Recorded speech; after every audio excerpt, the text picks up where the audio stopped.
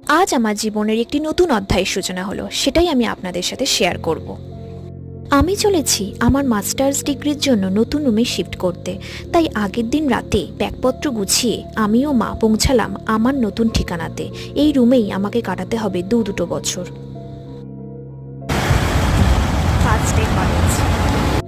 পরের দিন সকাল সকাল রেডি হয়ে 9টার মধ্যে কলেজে গিয়ে পৌঁছালাম।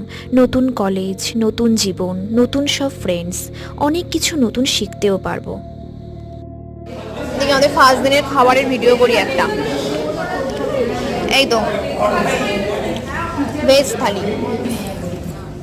দুপুরে ক্যান্টিনে লাঞ্চ করে বাইরে তাকিয়ে দেখি শীতের একটি পড়ন্ত বিকেল, একটা ঘুম ঘুম আমেজ, কিন্তু তাও 5টা অবধি ক্লাস করতেই হলো। অবশেষে ক্লাস শেষ, আমরা বাড়ি ফিরলাম। আমার কলেজের প্রথম দিনটা তো এইভাবে কাটলো। আপনাদের দিনটি কেমন কেটেছে?